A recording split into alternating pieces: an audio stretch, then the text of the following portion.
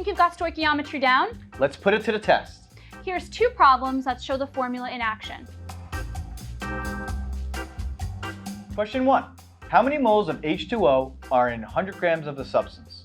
Let's plug in what we know. The total mass is 100 grams. We are searching for the number of moles. Our substance is made up of 2 atoms of hydrogen and 1 atom of oxygen.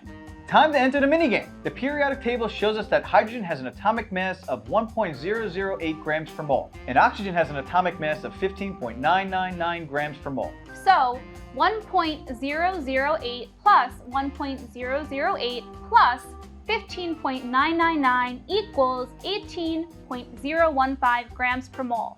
That is the total gram formula mass of H2O. Out of the minigame. Back in our formula, we now have 100 grams divided by 18.015 grams per mole. Our units cancel out, leaving us with an answer of 5.55 moles. Question 2.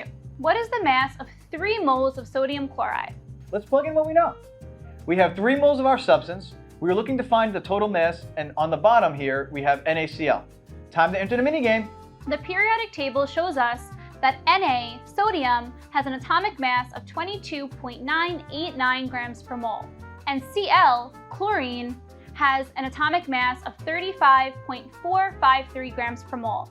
That gives us a total molar mass of 58.442 grams per mole. Out of the minigame. Now that our formula is complete, it's time to solve. We multiply our total molar mass by 58.442 grams per mole by our 3 moles. And we find that the total mass of 3 moles of NaCl is 175.326 grams. And that's the stoichiometry problems.